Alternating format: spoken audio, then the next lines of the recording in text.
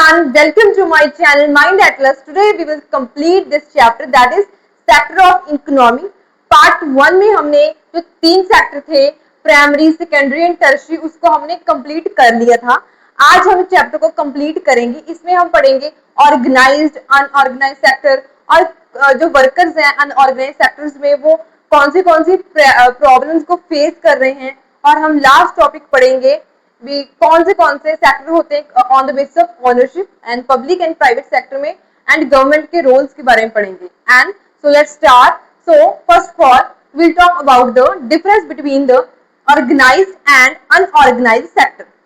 So organized sector क्या होता है?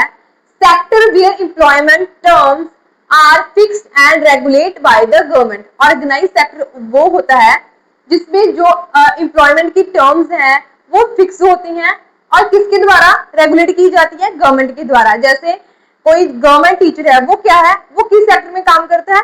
ऑर्गेनाइज सेक्टर में। कोई डॉक्टर है, मान लीजिए वो पीजीआई में लगा हुआ है, वो डॉक्टर है, वो किस सेक्टर में काम करता है? ऑर्गेनाइज सेक्टर में काम करता है, क्योंकि उसकी टर्म्स फिक्स है और किसके द्वारा रेगुलेट किया जाता है? By the government. किसके द्वारा सैलरी प्रोवाइड की जाती है? By the government. फीचर कैसे कैसे हैं? Registered with the government, follows government rules and laws. तो जो ऑर्गेनाइज सेक्टर है वो किसके द्वारा रजिस्टर किया जाता है? गवर्नमेंट के द्वारा रजिस्टर किया जाता है। Follow government rules and laws, इसमें क्या होते हैं? जो ऑर्गेनाइज सेक्टर में रूल्स एंड लॉज को फॉलो किया जाता है। रेगुलर वर्किंग आवर्स होते हैं, जैसे 8 आवर्स 6 आवर्स ऐसे होता है, फिक्स्ड होते हैं, इतना ही काम करना है, आफ्टर दैट तुम घर जा सकते हो। And regular salary after the month मिलती है, जितनी फिक्स्ड सैलरी होती है उतनी मिलती है। And job security, safe working condition, job security होती है कि आपको कोई नहीं निकाल सकता बिना वजह से। एंड इन्वॉल्वमेंट कंडीशन, वहां का सेफ इन्वॉल्वमेंट होता है। ये किसके फीचर्स हैं? ऑर्गेनाइज सेक्टर के फीचर्स हैं। तो बेनिफिट्स टू वर्कर्स, तो वर्कर को इससे कौन से बेनिफिट्स मिलते हैं? मान लीजिए मैं एक गवर्नमेंट टीचर हूँ और क्या है ये जो गवर्नमेंट टीचर है वो स्कूल जो टीचर है वो किसके द्वारा रेगुलेट किया जाता है? By the government.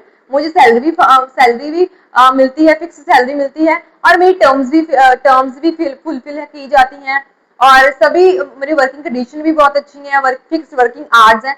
सभी क्या है? ये सभी किसकी एग्जाम्पल है? ऑर्गेनाइज सेक्टर की एग्जाम्पल है। बेनिफिट्स ऑफ वर्कर, और जो वर्कर्स होते हैं ऑर्गेनाइज सेक्टर में काम करते हैं उसकी कौन से बेनिफिट्स होते हैं? First of all paid leave paid होती है। मान लीजिए कि मटर्निटी लीव पर जाना है किस टीचर ने, वो 6 मंथ जाएगा, तो उसको जो 6 मंथ की उसने लीव ली उसकी उसको सैलरी मिलेगी। ऐसा नहीं है कि कोई मेडिकल लीव पर जा रहा है उसको सैलरी मिलेगी। प्रोवाइड फंड प्रोवाइड किया जाता है after retirement and gratuity, medical benefits, pension after retirement and overtime payment. तो मेडिकल बेनिफिट मिलते हैं और जब ओवर टाइम किया हो तो उसकी एक्स्ट्रा पेमेंट मिलती है। ये सभी किसके अंडर आता है? ये सभी ऑर्गेनाइज सेक्टर के अंडर आता है। लॉज फॉलोड, इसमें जो फैक्ट्री एक्ट है, मिनिमम वेजेस एक्ट है, शॉप एंड एस्टेब्लिशमेंट एक्ट है, पेमेंट ऑफ ग्रेविटी एक्ट है, उसकी क्या होती है? ग्रेटिविटी एक्ट है, उसकी क्या होते हैं? ये इसमें ऑर्गेनाइज सेक्टर में लॉज को एक्ट को फॉलो किया जाता है। Okay, example Kanta works in the office, regular salary, paid holidays, medical benefits, provide funds, written appointment after. So क्या होता है? आपकी बुक में एग्जांपल है कांता की। वो क्या है? वो क्या कर रही है? वो ऑर्गेनाइज सेक्टर में काम करती है, रेगुलर जाती है, हॉलीडेज मिलती है उसको, पेड वर्किंग आवर्स सभी हमने जो पढ़ा वो उसको प्रोवाइड किया जाता है। उसके आपके बुक में एग्जांपल दी गई है कांता की। तो ऑर्गेनाइज सेक्टर क्या है? वो उसकी टर्म्स एंड रेगुलेट किसके द्वारा किया जाता है? गवर्नमेंट के द्वारा। और जो हमारी वर्किंग आवर्स हैं, जॉब सिक्योरिटी, सभी किसके द्वारा दी जाती है? By the government. एंड हमको जो सैलरी है वो फिक्स मिलती है। तो ये किसी कैरेक्टरिस्टिक्स थी ऑर्गेनाइज सेक्टर की। I hope you understand. Next will talk about the unorganise sector. Sector made up of small and scattered units largely outside government control. जो सेक्टर्स है अनऑर्गेनाइज सेक्टर है वो गवर्नमेंट के जो आउट ऑफ कंट्रोल है उसके under आता है। उसमें कोई गवर्नमेंट का रोल नहीं होता, उस गवर्नमेंट का कोई कंट्रोल नहीं होता। Sector made of small and scattered units, तो जो सेक्टर है वो छोटे छोटे यूनिट्स में बना होता है। मान लीजिए कि शॉप वर्कर है, किसकी किराने की शॉप है, वो किसके अंदर है? अनऑर्गेनाइज सेक्टर में। सेक्टर के अंडर आती है, तो ये गवर्नमेंट के कंट्रोल में नहीं है।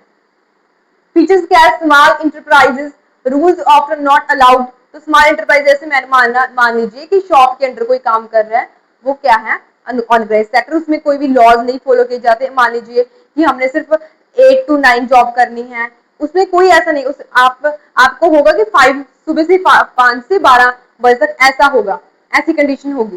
एंड लो वेजेस, तो मान लीजिए आपने बहुत काम किया बट आपकी जो सैलरी है इतनी नहीं है कि आपको उसके हार्ड वर्किंग के अकॉर्डिंग दी जाए, वेजेस लो होते हैं। Irregular employment, poor working condition, not job security. Irregular employment होती है, कभी निकाल दिया और आपको जॉब सिक्योरिटी भी नहीं मिलेगी कि आपको बताया नहीं जाएगा हम आपको निकालने वाले हैं, तो आपको जब आपकी जरूरत को खत्म हो जाएगी, आपकी नीड खत्म हो जाएगी, तो आपको निकाल दिया जाएगा। ओके, प्रॉब्लम्स फेस्ड, कौन सी प्रॉब्लम फेस की जाती हैं, नो पेड लीव्स, कोई पेड लीव्स नहीं होती। आप छुट्टी की है आपने तो उसकी कोई भी आपको सैलरी नहीं मिलेगी। नो मेडिकल बेनिफिट्स, कोई medical benefits, no pension, no overtime payment, can be remove any time, कोई पेंशन नहीं है, आपको कभी भी निकाला जा सकता है वहां से। एग्जाम्पल क्या है, Kamal works as a daily wages, तो जो आपकी बुक में एग्जाम्पल है कमल की, वो कैसे काम करता है, on the basis of daily wages, उसको एक दिन काम करने के एक दिन के ही पैसे मिलते हैं, ऐसे नहीं कि आफ्टर मंथ उसको पूरी सैलरी में दी जाए। नो लेबर, क्या labours paid only for days work, no paid holidays, no job security, no appointment letters, no compensation for injury. जो लेबर्स हैं, वो लेबर्स वर्कर काम करते हैं, वो क्या है, उसको paid only for days work, जितना काम करेंगे उतना उसको उनको सैलरी दी जाएगी एक दिन के अकॉर्डिंग। कोई जॉब सिक्योरिटी नहीं है, मान लीजिए उसको चोट लग गई लेबर को, तो उसको ऐसा नहीं कि उसको हम उसको लीव दे देंगे और आफ्टर दैट उसको उसकी पेमेंट भी देंगे 1 डे की 2 डे की, नो, ऐसा नहीं होता है। तो जो पेमेंट, जो कोई कंपनसेशन नहीं मिलती इंजरी की। Why protect workers in the organise sector, तो हमें जो ऑर्गेनाइज सेक्टर है उसमें वर्कर की, जो वर्कर है उसको हमें सेव क्यों करना है, प्रोटेक्ट क्यों करना है, और अनऑर्गेनाइज सेक्टर में, तो अनऑर्गेनाइज सेक्टर है, रेगुलेट गवर्नमेंट के अकॉर्डिंग नहीं किया जाता, उसके अकॉर्डिंग उसके द्वारा नहीं, अनऑर्गेनाइज सेक्टर को नहीं किया जाता। तो ऐसा है कि वहां लो वेजेस मिलते हैं वर्कर्स को, इरेगुलर सैलरी है, इनकम है, एक्सप्लोटेशन है, इतना काम करवाएंगे बट आपको जो सैलरी उतनी ही देंगे। And unsafe working condition safe नहीं है, लैक ऑफ लीगल प्रोटेक्शन, कोई भी उनके पास लीगल प्रोटेक्शन नहीं है, तो इसके लिए हमको उनकी प्रोटेक्शन की नीड है। तो सिंस 1990, जो 1990 के दौरान क्या हुआ था, many organise sector works lost jobs and shifted to unorganise sectors. तो ऐसा है कि 1990 में क्या हुआ, जो बहुत सारे ऑर्गेनाइज सेक्टर्स हैं उनकी जॉब चलेगी और वो कहाँ शिफ्ट हो गए, अनऑर्गेनाइज सेक्टर में शिफ्ट हो गए। तो हमें किसकी नीड है, government protection support for the workers, तो हमें जो अनऑर्गेनाइज सेक्टर वो किसकी नीड है, गवर्नमेंट प्रोटेक्शन की एंड लॉज की, जो किसे प्रोटेक्ट करें, वर्कर्स को, जो किसमें काम करते हैं, अनऑर्गेनाइज सेक्टर में काम करते हैं। Vulnerable workers in the rural areas, तो जो अनऑर्गेनाइज सेक्टर है उसमें जो वर्कर्स हैं वो कौन से हैं, एग्जाम्पल है first of all vulnerable workers, वो कहाँ काम करते हैं, रूरल एरियाज में। तो फर्स्ट ऑफ ऑल हम उसके बारे में पढ़ेंगे, आफ्टर दैट हम अर्बन एरिया के वर्कर्स के बारे में पढ़ेंगे जो अनऑर्गेनाइज सेक्टर में काम करते हैं। So groups, landless agriculture labour, small farmers, marginal farmers, share croppers, rural artisan, वो कौन से हैं, लैंडलेस लेबर्स हैं एंड स्मॉल फार्मर्स हैं, मार्जिनल वर्कर्स हैं, शेयर क्रॉपर्स हैं, रूरल आर्टिजन है, ये सभी किसके अंडर आते हैं, vulnerable workers in rural areas के अंडर आते हैं। 80% of rural household belong to small and marginal farmers, तो जो 80% है जो रूरल एरिया में फार्मर्स हैं वो कैसे हैं, स्मॉल एंड मार्जिनल फार्मर्स हैं। एंड उनको कैसे सपोर्ट की नीड है, उसको seed, fertiliser, credit, storage, marketing facility की नीड है जो गवर्नमेंट के द्वारा प्रोवाइड की जानी चाहिए। तो हमने किसके बारे में पढ़ा, ऑर्गेनाइज्ड, अनऑर्गेनाइज सेक्टर में, और जो वर्कर्स हैं वो कैसी प्रॉब्लम को फेस कर रहे हैं अनऑर्गेनाइज सेक्टर्स में, और हम पढ़ेंगे रूरल एरिया के, हमने पढ़ लिया जो वर्कर्स हैं अनऑर्गेनाइज सेक्टर में वो कौन सी प्रॉब्लम फेस कर रहे हैं। Next we will talk about the urban vulnerable workers in the urban areas. Vulnerable workers in the urban areas, तो जो वर्कर्स अनऑर्गेनाइज सेक्टर में काम करते हैं वो कहाँ रहते हैं, किसके बारे में पढ़ेंगे, वो जो अर्बन एरियाज में रहते हैं। कौन से ग्रुप्स हैं, वर्कर्स इन स्मॉल इंडस्ट्रीज, जो स्मॉल इंडस्ट्रीज में काम करते हैं, कंस्ट्रक्शन वर्कर्स हैं, ट्रांसपोर्ट वर्कर्स हैं, कैजुअल लेबर्स हैं। तो एग्जाम्पल कैसी है, जो स्ट्रीट वेंडर्स हैं, सामान बेचने वाले हैं, हैंड लोड वर्कर्स हैं, गारमेंट वर्कर्स हैं, रैग पिकर्स हैं, ये सभी किसके अंडर आते हैं, vulnerable workers in the urban areas. तो इनको कौन से सपोर्ट की नीड है, बेटर वेजेस की, अच्छी उनकी वेजेस हो, जॉब सिक्योरिटी हो, उन्हें ऐसा ना हो कभी निकाला जाए, एंड गवर्नमेंट प्रोटेक्शन की नीड है, एंड मार्केटिंग एंड सपोर्ट की नीड है, मार्केटिंग सपोर्ट की नीड है। एंड हमने हमने ऑर्गेनाइज और ऑर्गेनाइज सेक्टर के बारे में पढ़ लिया, और अनऑर्गेनाइज से होने वाली प्रॉब्लम्स जो वर्कर्स फेस कर रहे हैं in the rural and urban areas, both of them हमने कंप्लीट कर ली हैं। Next we will talk about the last topic, social issue, I am sorry for social issue of unorganise workers. तो जो unorganised sector है उसमें mostly affected कौन से लोग हैं, ST and backward castes most affected लोग हैं। तो प्रॉब्लम्स क्या है, कौन सी प्रॉब्लम फेस कर रहे हैं, हमने पढ़ लिया है, बट अगेन लो वेजेस है, इरेगुलर वर्क है, सोशल डिस्क्रिमिनेशन है, पुअर लिविंग कंडीशन है, protection of our unorganise workers in necessary for economic development, social justice. तो हमें अपनी इकोनॉमी को डेवलप करने के लिए, सोशल जस्टिस के लिए अनऑर्गेनाइज सेक्टर के वर्कर की क्या करनी चाहिए, प्रोटेक्शन करनी चाहिए।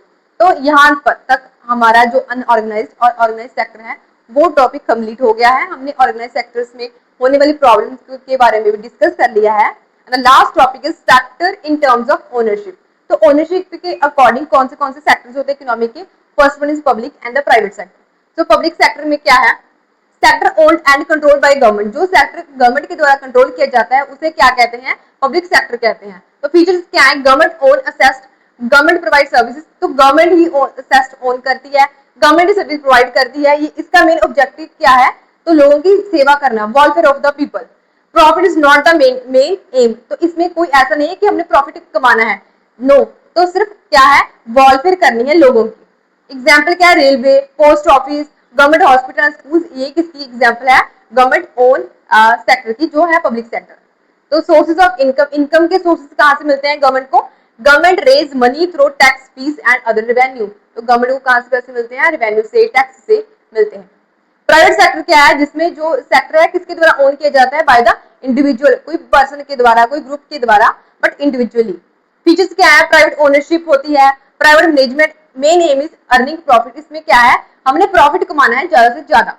एग्जाम्पल क्या है, Tata steel, Reliance industry, provide banks, private hospital, private banks and hospital. Why government provide certain services, तो गवर्नमेंट हमें सर्विस क्यों प्रोवाइड करती है, हमारे पास पब्लिक सेक्टर होने के बावजूद भी हम गवर्नमेंट सेक्टर क्यों है, वो हमें क्यों प्रोवाइड करती है services. So first of all इसका एम क्या है, some service requires huge investment, long term planning and public welfare. So जो कुछ ऐसी सर्विसेज होती हैं जिसमें बहुत ही इन्वेस्टमेंट चाहिए, लॉन्ग टर्म चाहिए, एंड इसमें क्या है, प्लानिंग चाहिए, जो पब्लिक की वेलफेयर हो, उसके लिए गवर्नमेंट क्या करती है, प्रोवाइड करती है सर्विसेज। प्राइवेट कंपनीज में not provide them at reasonable cost, जो प्राइवेट कंपनी है उसका एम क्या है कि हमें प्रॉफिट कमाना है, तो वो ऐसा नहीं काम करेंगी किसी वेलफेयर के लिए, लोगों के वेलफेयर के नहीं, वो प्रॉफिट के लिए काम करेंगी, और क्या होगा, जो कॉस्ट होगी किसी प्रोडक्शन की वो इंक्रीज होगी बाय द प्राइवेट कंपनीज। तो यही इसके लिए क्या हो रहा है, जो गवर्नमेंट है हमें सर्विस को प्रोवाइड कर रही है। तो एग्जाम्पल कैसी है, road, bridge, railway, harbours, electricity generation, irrigation dams, ये किसके अंडर आते हैं, गवर्नमेंट के अंदर। ये इसमें इन्वेस्टमेंट बहुत चाहिए, और ये ऐसा है कि जब प्राइवेट सेक्टर ऑन करेगा तो उसकी वो क्या करेगा, इसे बहुत ही ह्यूज अमाउंट में सेल करेगा। इससे बचने के लिए ऐसी चीजों से कौन डील करता है, गवर्नमेंट डील करती है, और जो गवर्नमेंट जो लोगों की वेलफेयर के लिए ही काम करे। Okay, hence government spends money on this project. Okay, so activities sports by government, तो कौन सी एक्टिविटीज हैं जो गवर्नमेंट के द्वारा सपोर्ट की जाती हैं, जैसे some industry can't survive without government, example electricity. तो ऐसी बड़ी बड़ी इंडस्ट्रीज हैं, बड़ी बड़ी कंपनी हैं जो गवर्नमेंट के द्वारा, गवर्नमेंट के बिना कोई काम नहीं कर सकती, नहीं ग्रो कर सकती। एग्जाम्पल है इलेक्ट्रिसिटी की, क्योंकि क्या है, इसमें प्रोडक्शन कॉस्ट बहुत ज्यादा है, cost, small industry shut down. ऐसा है कि जो छोटे स्मॉल इंडस्ट्रीज हैं और जो स्मॉल स्मॉल इंडस्ट्रीज को गवर्नमेंट सपोर्ट नहीं करेगी तो वो इंडस्ट्री शट डाउन हो जाएगी, क्योंकि उसकी प्रोडक्शन कॉस्ट भी बहुत ज्यादा है। ओके, तो इसके लिए जो गवर्नमेंट है सब्सिडीज प्रोवाइड करती है इलेक्ट्रिसिटी को, and industries continue production, employment remains stable. तो इससे क्या हो रहा है कि इंडस्ट्रीज प्रोडक्शन कंटिन्यू कर रही है इलेक्ट्रिसिटी की, और जो एम्प्लॉयमेंट है वो भी स्टेबल है। गवर्नमेंट सपोर्ट टू फार्मर, तो गवर्नमेंट फार्मर्स को क्या सपोर्ट कर रही है? गवर्नमेंट राइस और व्हीट पर एमएसपी दे रही है, और जो हमको क्या कर रही है वो हमारे पास किसके थ्रू आ रहा है? पब्लिक डिस्ट्रीब्यूशन सिस्टम के थ्रू। और जो पब्लिक डिस्ट्रीब्यूशन सिस्टम है इसमें क्या है, जो हमें बहुत रीजनेबल प्राइस पर क्या मिलती है? व्हीट और राइस मिलते हैं। Okay, main responsibility of government, government की रिस्पॉन्सिबिलिटी क्या है? हमें अच्छी एजुकेशन प्रोवाइड करना, हाईली क्वालिटी की एजुकेशन, इंफ्रास्ट्रक्चर अच्छा हो, हेल्थ प्रोवाइड करना, बहुत ही मिनिमम मिनिमम मिनिमम हो मिनिमम हो फीस हॉस्पिटल की, एंड ह्यूमन डेवलपमेंट हो, अब लोगों को स्किल प्रोवाइड करना, यूथ को एम्प्लॉयमेंट प्रोवाइड करना, ये सभी किसकी रोल्स हैं? ये गवर्नमेंट के रोल हैं। तो today we will complete this chapter, and बहुत ही इजी था, बहुत ही बेसिक चैप्टर था। I hope you understand. If you any doubt you can ask in the comment section. ये हमारे जो मेरे पीछे जो बोर्ड है उसमें मैंने आपकी बुक के एवरी एवरी जो लाइन है इंपॉर्टेंट उसको उतार दिए, उसके नोट्स बना दिए हैं। इसके बाहर कुछ भी नहीं आएगा, आप इसको डायरेक्ट अपनी नोटबुक पे उतार सकते हैं।